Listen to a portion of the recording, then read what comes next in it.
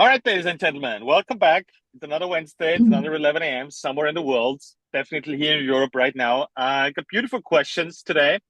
I think it's going to be a lot about feet now. No, not the kind of feet that you're thinking about.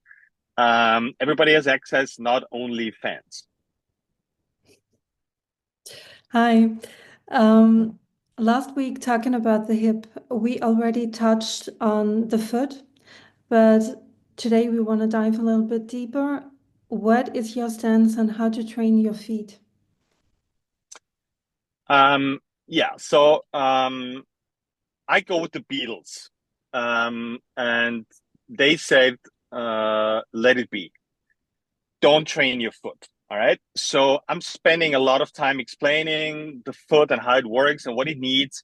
But at the end of the day, there's no additional work needed for your feet for them to function properly. All right.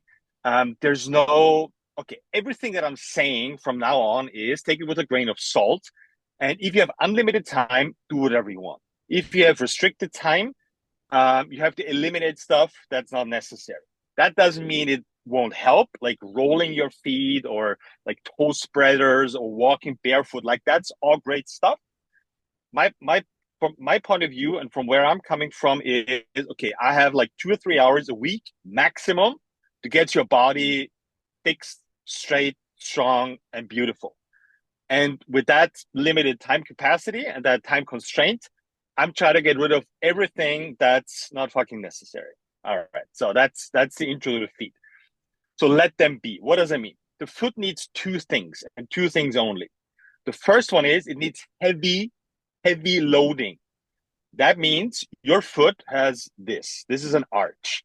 So whenever that foot gets loaded heavily, it kind of presses the arch onto the ground, which is beautiful. That's one part of the solution. And the other part is using that arch of your foot as a spring. That's walking, running, sprinting, everything that you do when you move your feet without additional weight on it. So those are the two main functions that we need to train. If there's an imbalance between those two, that means your feet get stuck. Stuck means whether that's your plantar fasciitis, that's what it's called, whatever the sole of your foot when it gets tight, when toes are starting to move, when you're displacing bones in your foot, that's all a as we say in math, a consequential error of not doing those two things balanced. All right, it's not rocket science. You just have to load your foot with as little cushion underneath it as possible, and run, walk, sprint. That's it. So that's the those are the main functions of your foot that we need to train. But we don't train that like separately. This is not okay. I'll take 10 minutes to train my foot now. No, no, no. This is the difference between the hip and the shoulder. The hip meaning glutes first, neutral hip first. This is gonna take care of your feet downstream. Same with the knee, by the way. So that means once you focus on neutral hips with glutes engaged, that means you're going to help your knee. That means you're going to help your ankle. That means you're going to help your foot. All right.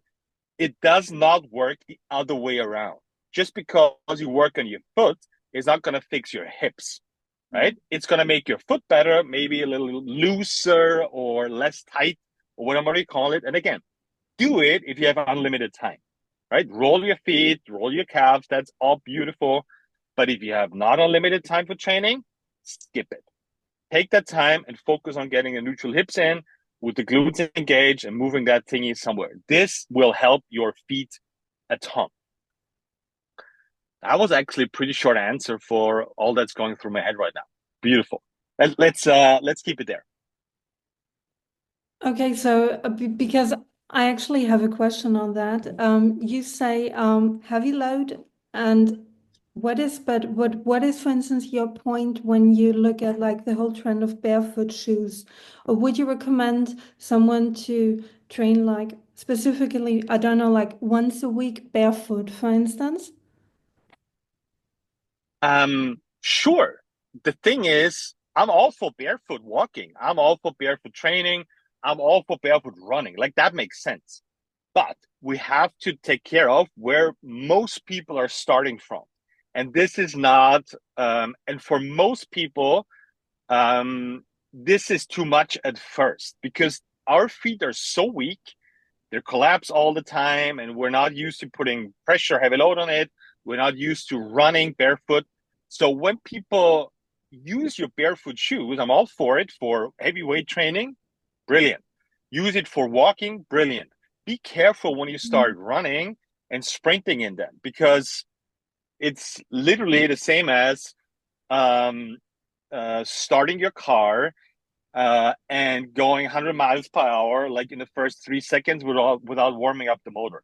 So this is not barefoot shoes, yes or no. This is, well, depends on your foot and start off easy um, and not sprint in them or run in them in the first 3 weeks because that's gonna cause problems too. But I'm all for barefoot, absolutely.